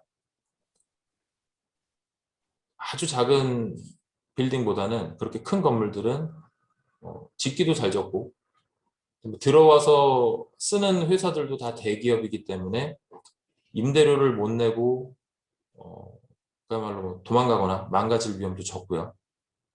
그런데 누가 좋은 걸 모르나요? 좋은 건 다 알지만 비싸서 못 사는 거죠. 그런데 이거를 건물주가 되기 위해서 이것을 아주 잘게 쪼갭니다. 뭐 주식처럼 쪼개는 거죠. 5천억짜리 건물을 5천원짜리 건물, 5천원짜리 주식 1억 개로 쪼개는 거예요. 그래서 그럼 커피 한 잔 값이 되는 거죠. 지금 스타벅스나 이런 데 커피 한 잔 값이 되는 거예요. 그래서 5천원 있는 사람은 5천원만 들어가는 거고 5만원 있는 사람은 10주를 사는 거고 5천만 원 있는 사람은 10,000주를 사는 겁니다. 그렇게 해서 돈을 모아서 건물을 사고 뭔가 이제 거기서 임대료를 받아서 뭐 여러 가지 비용을 제하고 남는 돈을 다시 그 주식수 비율로 나눠 갖는 거죠. 즉 공부인 거죠. 공부. 건물이 1조든 2조든 뭐 100억짜리든 1000억짜리든 내 주머니에 5,000원이 있거나 5만 원이 있거나 가진 돈에 상관없이 다 투자를 할 수 있는 거예요. 이게 결국은 아까 말씀드린 부동산 소유권을 토큰화, 아주 잘게 쪼개는 토큰화하기 때문에 가능한 겁니다. 물론 이거는 꼭 기술이 발전해야만 할 수 있는 건 아니에요. 옛날에도 이런 개념이 있었습니다. 근데 다만 이런 정보를 얻고 다음에 이거를 투자하기 위해서는 뭐랄까 HTS, 그러니까 결국 뭐 모바일로 인터넷으로 주식을 사고 팔 수 있기 때문에 이것도 가능해진 거죠. 여기다 한층 더 나아가서 이 블록체인, 그러니까 현금으로 거래하는 게 아니라 이 블록체인 기반의 어떤 코인으로 거래를 한 개념이 작년에 나온 가사라는 회사가 있어요. 뭐 아직은 크지는 않지만 제가 종사하고 있다는 이 리츠업을 쉽게 말해서 돈 대신에 코인으로 투자를 하고 그래서 코인의 아주 작은 단위로 원하는 만큼 투자를 하고 그 돈을 돌려받는 이런 핀테크 기반의 부동산 공동구매업도 요새 점점 성행을 하고 있습니다. 그래서 핀테크를 여러 가지 단계를 나눠보면 1차 핀테크는 그냥 금융 거래 방식의 혁신이에요. 그냥 은행 거래를 꼭 은행에 가서 해야 되나요? 그러니까 기술이 생기니까 처음에는 폰뱅킹이라는 게 옛날에 있었어요. 전화로 뭐 입금할 거면 1번, 출금할 거면 2번 이렇게 눌러가면서 하는 거죠. 그러다가 인터넷이 생겼고 다음에 모바일 뱅킹이 생겼죠. 이 1단계는 이런 겁니다. 거래 방식을 꼭 직접 걸어가서 해야 되나요? 온라인으로 할 거예요. 이게 이제 1차적인 핀테크의 출현 단계고 그 다음에 몇 년 전부터 나온 뭐 카카오뱅크 다음에 여러분도 아마 쓰고 계실 것 같은데 뭐 카카오페이나 토스 뭐 이런 것들이 그 2단계입니다. 2단계는 뭐냐면 그래 은행 거래를 굳이 가서 하는 것뿐만 아니라 그렇다면 은행뿐만 아니라 물건을 사고 파는 결제도 꼭 내가 현금으로 해야 되나? 또는 플라스틱으로 된 실물 카드로 해야 되나? 라는 대로 생각이 더 한 단계 더 미치는 거죠.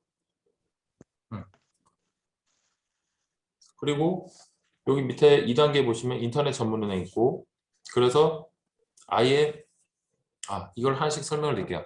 인터넷 전문은행 TF는 저도 예전에 제가 6년 전, 7년 전에 요거에 참여한 적이 있었는데 그런 겁니다. 아니 임대료 많이 내고 뭐하러 굳이 은행을 여기저기 지점을 둬야 되나? 어차피 사람들은 은행에 1년에 한 번도 제대로 가지도 않는데 라고 해서 아예 지점포를 없애는 거 그리고 결제를 뭐하러 꼭 현금으로 해야 되나? 그 다음에 생각이 미치는 거가 이제 P2P입니다. 뭐냐면 내가 이 사람한테 대출을 해주면 더 높은 수익을 받을 수 있는데 왜 은행이 중간에 껴서 내 수익이 줄어들지? 우리가 직접 만나면 안 될까? 라는 게 이제 P2P고요. 그러다 보니까 바둑도 AI가 사람보다 잘 두는데 돈을 운용하는 거라고 해서 굳이 AI가 사람보다 못할 게 뭐가 있을까로 이제 생각이 미치는 거죠. 그래서 인공지능으로 자산 운용하는 회사들이 나오기 시작합니다. 저희 신한금융그룹에도 신한 AI라고 이런 자회사가 이미 생겼어요. 3단계는 그러다 보니까 아니 그러면 굳이 돈은 꼭 한국은행을 거쳐야 되나? 라는 이제 생각으로 이제 미치는 거죠. 그 돈을 우리끼리 한번 만들어 보자. 이게 어떻게 보면 이제 비트코인인 거죠. 한국은행이나 뭐 또는 미국 연방은행에서 만든 지폐가 아니라 그냥 뭐 실제로 존재하는지도 모르겠지만 나카모토 사토시라는 분이 자기가 만들었다고 하죠. 그런데 우리가 지금 그거를 가지고 사고팔고 거래를 하고 있잖아요. 그리고 나면 4단계는 생각이 어디로 미치냐면 어차피 돈도 새로 만들었는데 굳이 한국은행이니 하는 이런 중앙은행은 또 있어야 되나? 그러니까 소위 말하는 탈중앙화, 그러니까 decentralized finance인 거죠. 그래서 DeFi라는 시대가 곧 올 거다라는 전망도 하고 있습니다. 즉 블록체인이라는 게 이제 분산된 원장이잖아요. 그러니까 어차피 기술적으로도 분산이 가능한데 굳이 정부가 중심이 되는 그런 뭐 중앙은행에 집중되는 어떤 그런 데이터베이스 이런 게 꼭 필요한가? 라는 생각까지 다음 단계는 갈 거다라는 전망이 있고, 정부가 과연 그 꼴을 볼 것이냐, 그렇게까지 가도록 놔둘 것이냐 라는 또 부정적인 전망도 있습니다. 어쨌든 요즘 정부기관, 뭐 금융위원회나 뭐 이런 곳들도 뭐 옛날하고 벌써 몇 년 전하고 어떤 태도가 달라졌죠. 암호화폐에 대해서 직접 연구도 하고 있고 많은 관심을 보이고 있다는 거는, 또 그러니까 그렇게 결국은 어떻게 보면 제도권화하려고 하고 있다는 것은 그만큼 이런 블록체인 기반의 핀테크가 이제 앞으로 파급력이 굉장히 클 거라는 전망이기도 합니다.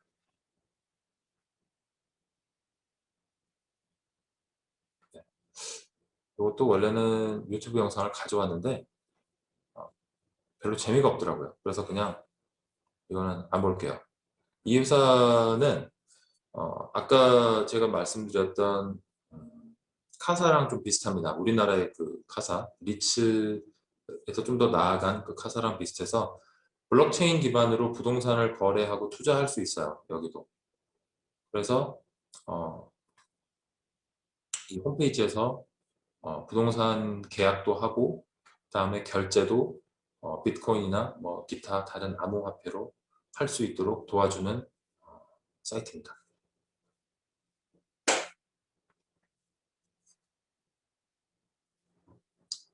아까 에드테크는 제가 거르겠다고 했고, 마지막은 스마트시티입니다. 스마트시티는 이제 지금까지는 어떤 건물을 어떻게 짓고 거래하고 그 안에서 생활을 어떻게 하고 그다음에 이거를 어떻게 사고 팔고 뭐 이런 얘기를 쭉 했는데, 이거는 그러한 것들이 모인 도시는 어떻게 갈 건가에 관한 겁니다. 또 여기도 연결하다는 얘기예요. 도시화가 되고 어떤 인터넷, 모바일로 그 기술들이 다 연결되면서 어떤 도시에서 도시 생활의 어떤 효율성을 어떻게 높이는가에 관한 얘기죠. 즉 공유경제, 그러니까 그랩이나 뭐 우리나라의 뭐 소카나 우버 같은 것들이 이 도시 안에서 건물과 건물을 어떻게 연결하고 사람과 사람을 어떻게 연결하는지에 관한 얘기들입니다.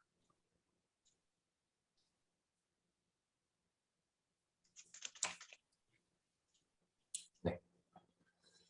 도시화가 굉장히 가속화되고 있죠. 뭐 사실 뭐 1950년대는 30%, 뭐 2050년대는 72%라고 하지만 우리나라는 이미 80%가 훨씬 넘어가 있습니다. 우리나라 인구 5,200만 중에 서울하고 인천, 경기도 여기가 면적이 10%인데 이미 이 지역에 살고 있는 사람이 우리나라 인구의 50%죠. 그 외에 기타 광역시나 뭐 천안 같은 대도시에 살고 있는 사람들이 이미 한 90% 정도 될 거예요. 그리고 1,000만 명 넘어가는 뭐 이런 엄청난 도시들, 뭐 메가시티, 서울, 도쿄, 베이징 이런 도시들이 많아지면서 에너지 문제가 이제 굉장히 대두됩니다. 혹자들은 뭐 자율주행차가 있으니까 뭐 자면서 출근해도 되지라고 하면서 뭐 거주지가 그러니까 이제 어차피 자면서 출근하면 되니까 멀리서 살면 되지 않을까라는 주장도 하시지만 오히려 그 반대일 가능성이 높다라는 전망이 더 많아요. 왜냐면 1900년대 초에 그 미국의 포드 자동차가 처음으로 소위 양산형 자동차를 만들기 시작합니다. T형 포드라고 해서 당시 기준으로 굉장히 싼 가격에 차를 만들어서 웬만한 중산층들이 다 차를 살 수 있게 됐어요. 그랬더니 그때는 무슨 일이 생겼냐면 굳이 내가 그러면 그때 당시 미국 도심이 굉장히 지저분했다고 해요. 지저분하고 범죄도 많고 그럼 내가 여기 살 이유가 없지 라고 하고선 교외로 나간 거죠. 왜냐면 차 타고 나는 다닐 수 있으니까. 그래서 지금 미국에 가보시면은 도심 바깥에 굉장히 낮은 주택단지가 쭉 펼쳐져 있는데 뭐 단층 내지 2층짜리 주택단지가 많이 펼쳐져 있는 게 미국의 전형적인 모습입니다. 이게 다 그때 개발됐다고 해요. 왜냐면 차를 타고 내가 다닐 수 있으니까. 우리나라도 비슷합니다. 우리나라도 80년대를 지나서 90년대 또는 2000년대 초까지 서울 아파트들이 다 낡아가고 이제 뭐 재건축은 아직 안 되고 점점 거주 조건이 안 좋아지면서 또 그리고 마침 그때 일산, 분당 뭐 이런 여러 이제 그 소위 신도시가 개발되면서 그쪽으로 쭉 사람들이 빠져나가는 경향이 보이죠. 왜냐하면 서울 도심은 살기가 불편한데 외곽은 쾌적하고 넓고 좋으니까.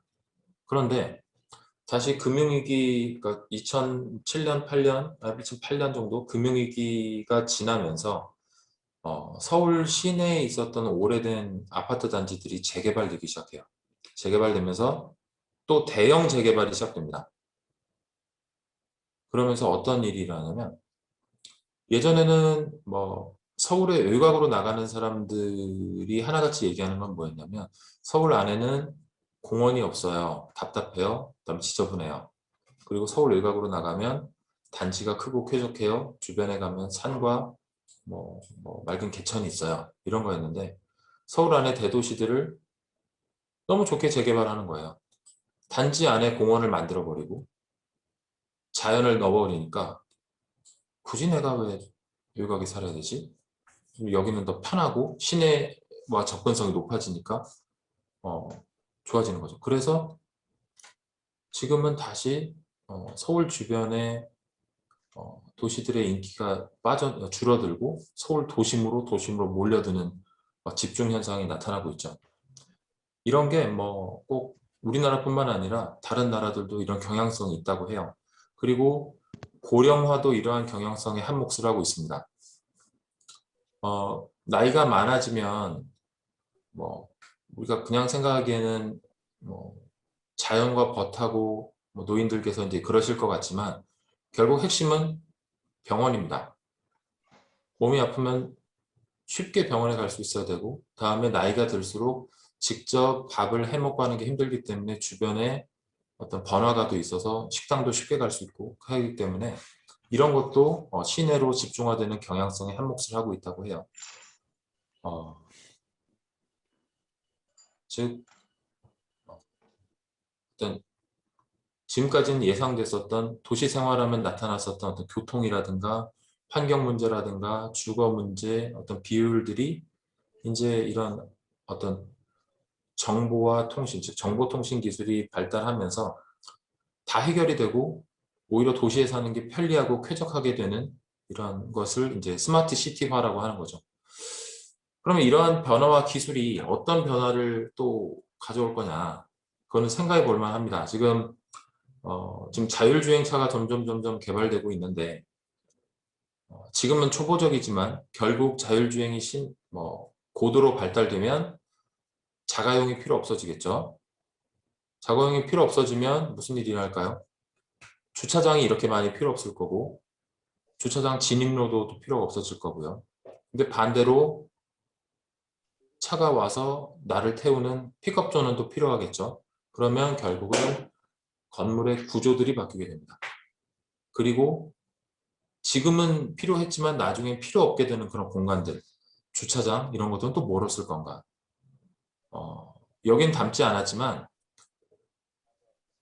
이미 스마트팜이 굉장히 각광을 받고 있어요. 스마트팜은 뭐냐면 실내에서 채소를 키우는 겁니다. 수경 재배를 하는 거죠. 물로 키우는 거예요. 물에다가 영양분을 섞어서 물에서 키워요.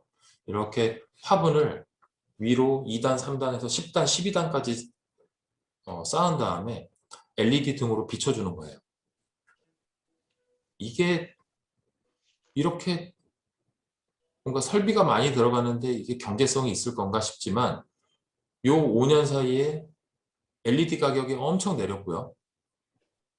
그래서 지금 이런 스마트팜 업체들이 우리나라에서도 굉장히 잘 되고 있습니다. 그런 특히나 뭐 대도시에서 어떤 샐러드를 공급할 때는 이런 업체들이 만드는 채소들이 큰 역할을 하고 있어요. 실제로 서울의 답심리역, 그다음에 또 무슨 역인지 기억이 안 나네요. 이런 종로 3가인가요? 그런 역에 그 짜투리 공간에 스마트팜들이 이미 들어가서 영업을 하고 있고, 도시의 여러 가지 애매한, 집을 짓기에도 애매하고 놀리기도 애매한 유휴부지들이 지금 이런 도심 농장으로 변화를 하고 있습니다. 다 기술 진보가 가져올 미래 모습이죠. 이거는 그냥 지나가면서 보겠습니다. 삼성동에 지금 현대자동차가 뭐 100층짜리 건물을 지으려고 하다가 지금 50층짜리로 줄인다고 한 그 건물인데, 여기다가도 뭐 여러 가지 정보통신 시스템을 넣어서 현대차 자동차 회사잖아요. 차량하고 차량, 또 차량하고 이 건물하고 어떤 뭐 정보를 공유한 시스템을 만들겠다 그러고 있고, 이거는 이제 구글이 지금 만들다가 코로나로 좀 중단돼 있긴 합니다만은 토론토에다가 아예 도시를 만들다가 지금 말았어요. 네. 이것도 구글이 자랑하는 이런 빅데이터와 AI 기술 기반으로 도시를 좀 구축하려고 하고 있습니다. 그래서 정리를 하면 초장에 말씀드린 것처럼 부동산 산업은 굉장히 변화가 느리죠. 근데 여기 이제 기술이 물론 결합이 돼서 좀 변화를 하고 있지만 순서를 따져보자면은 결국 돈이 많은 사람들, 여유 자금이 있는 사람들이 투자를 할 수 있는 부분, 그러니까 어떤 돈이 움직이는 영역이 먼저 발전을 할 걸로 봅니다. 그게 어떻게 보면 평가하고 임대를 놓고 뭐 이제 금융, 사람 몸이 직접 움직일 필요가 없는 거죠. 이런 쪽이 먼저 아마 이제 발전을 할 거고요. 발전해 왔고요, 또 실제로. 그다음에 중기적으로는 이제 이쪽이 다른 분야, 부동산이 아닌 다른 분야, 대기업이나 금융사, 뭐 카카오 이런 데들도 이제 프롭테크에 뛰어들고 있죠. 그러면서 이제 기존에는 부동산은 부동산만 하는 그룹 기업들이 담당을 했지만 이제 IT 기업들이 결국 부동산으로 많이 뛰어들고 서로 융합이 되게 됩니다. 그리고 이제 장기적으로는 초장에서 보셨던 건설과의 결합되는 콘테크, 공유경제, 인공지능처럼 뭐랄까요, 변화, 원래 좀 보수적이고 사람이 직접 움직이고 사람의 생활과 밀접하게 관련이 있다 보니까 결국 변화는 좀 더디고 오래 걸리지만 결국 우리 생활에 녹아들고 나면 또 그대로 또 고착될 만한 것들, 그런 분야들로 프랍테크의 미래가 변화해 나가겠죠. 좀 얘기가 좀 길었는데요. 소장이 아까 교수님께서도 말씀하신 것처럼 여러분께서 이제 대부분 아마 컴퓨터 공학을 전공하시는 것 같은데 어느 분야에나 쓰이는 기술입니다. 하지만 이 기술이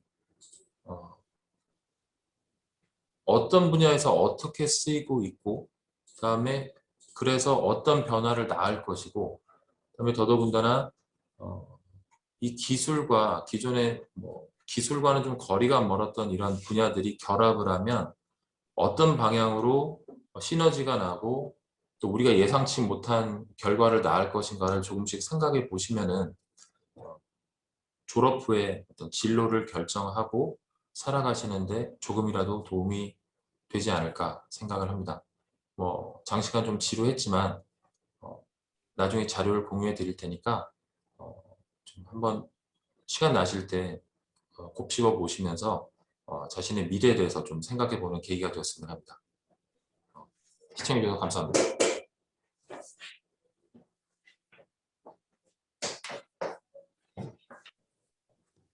예, 지금 시간이 2시 7분, 10분 다 돼가는 시간입니다.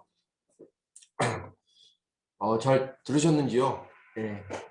아무래도 뭐 전문가 특강이니까 여러분들이 이제 저번 1차 특강 1차 특강에 이어서 여러분들이 뭐 지금 이제 뭐 이렇게 처음에 뭐 기대했던 바가 어떤 부분인지는 제가 잘 알고 있지만 일단은 뭐 IT 쪽이라고 하면 하고 뭐 아니면 아니고 이렇게 약간 조금 어떻게 보면 이제 융합적인 얘기들을 하고 또 어떤 분야에 대한 특수한 뭐 전문가가 나와서 얘기를 하는 거다 보니까 어떤 듣기에 따라서는 사실은 뭐 내가 꼭 이런 걸 알아야 되나 라는 생각이 들 수도 있을 테고 또는 거꾸로 뭐 이 부분도 굉장히 관심을 두면 사실 뭐 좋을 수도 있겠다라는 생각이 들 수도 있을 테고 여러 가지로 많은 생각들을 여러분들에게 또 여러분들이 하실 수도 있을 것 같습니다.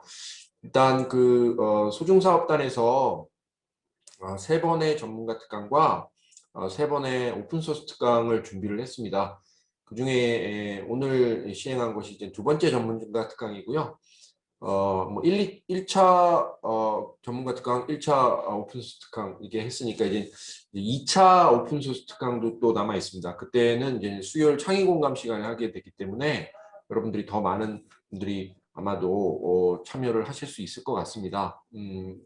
아마 오늘은 61명이니까 조금 숫자가 생각보다는 좀 적은 것 같아요. 좀 더 많은 분들이 보셨으면 좋았는데 아마 목요일이고 또 지금 이 시간이 다른 수업과 겹치는 시간일 수 있기 때문에 아마 듣고 싶어도 학생들이 못 들었을 거라고 생각을 합니다. 어쨌든 오늘 수고해 주신 우리 김병직 본부장님께 다시 한번 감사의 말씀을 드리고 오늘 수업은 여기까지 하는 걸로 오늘 전문가 특강은 여기까지 하는 걸로 하겠습니다. 저기 지금 사업단 홈페이지랑 만족도 조사 URL 나와 있는데요. 여기에 여러분들 요거 이제 좀 참여를 해주셨으면 좋겠습니다. 예, 오늘 수고하셨습니다. 제가 다음 시간 우리 수업 시간에 이제 우리 화목요일 날 수업 시간인데 그때 한번 제가 또 개인적으로도 한번 여러분들께 어떤 여러분들 소회를 좀 물어보기도 하겠습니다. 예, 수고하셨습니다. 예, 예. 끝내도록 하겠습니다. 감사합니다. 수고하셨습니다. 네, 수고했어요. 수고하셨습니다. 수고했습니다.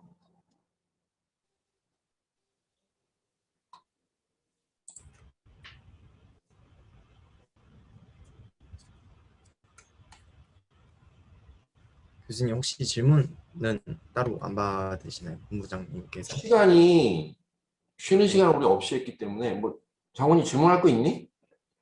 아, 네. 하나 여쭤보고 싶은 게 있어서. 그래. 네, 지금 너 어디 있니, 장훈아?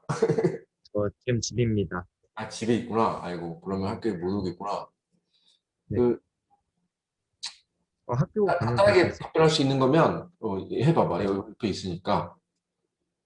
다름이 아니라 이제 이번에는 AI와 그 부동산 관련해서 말씀을 해주는데 아무래도 인공지능이라는 분야가 최근에 붐이 일어난 분야이기도 하고 이 버블이 또 많이 커지다 보니까 언젠가는 소멸이 될 수 있겠다라는 생각하에 지금 이 분야를 전공하고 있습니다. 그래서 이 부분에 있어서 추후에 이제 본부장님과 같이 다른 분야로 나아갈 때 좀 어떻게 그런 어려움을 헤쳐나가셨는지 들어보고 싶어서 이제 질문을 하게 됐습니다. 일단 내가 잠시 얘기를 하면 옆에 있긴 하지만 사실은 이 친구가 원래 IT를 했다가 인공지능 분야의 어떤 뭔가를 갖다가 이 인사이트를 가지고 뭔가 내가 이쪽으로 가보겠다라고 플랫폼을 한번 만들어 보겠다라고 하는 그런 어떤 초기의 의도로서 이쪽으로 옮겨간 친구는 사실 아니에요. 이제 그러나 이제 그 같은 이치로다가 은행에 이제 있다가 은행에서 뭐 은행이 뭐 사실은 이제 이게 뭐 앞으로 미래 사회에 뭔가 이제 뭐 그 중요도가 떨어지겠다. 그래서 이렇게 올라간 건 사실 있을 수도 있을 것 같아요. 그 분야에서 그렇죠. 근데 이제 그 부분에 대해서 간단하게나마 한번 뭐 지금 시간이 조금 있으니까 뭐 질문 정리하면 왜 본부장님이 이쪽 이 프로테크라든지 인공지능 그러니까 약간 그 융합 쪽으로 은행 하시다가 이쪽으로 나아갔는가 그 나아가는 데 있어서 어려움은 없었는가 뭐 이 부분에 대해서 간단하게 지금 남아있는 사람이 몇 명 없긴 하지만 간단하게 예. 제가 아까 질문을 받았어야 되는데 자리를 일어나 버렸네요. 사실 저는 뭐 원래 IT 하던 사람은 아니에요. 저희 IT는 아니고 이제 사실 은행과 이제 지주회사에 있으면서 여러 가지 업을 다 봤습니다. 뭐 은행도 있고 뭐 신용카드도 있고 보험사 뭐 등등 쭉 봤는데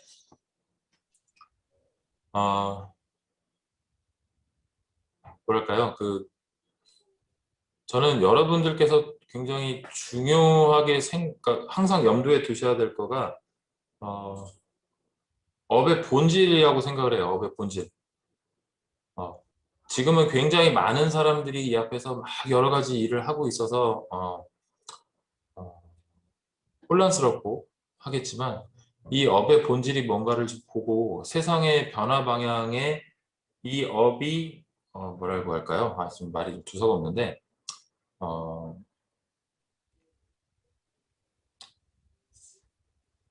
그러니까 이런 겁니다. 사실 그냥 제 얘기를 할게요. 제가 이제 취업을 할 때 26살 때쯤에 이제 취업을 막 하는데 무슨 일을 할까? 어떤 회사를 갈까? 이제 이걸 고민을 할 때요. 저는 원래 경제학을 했어요.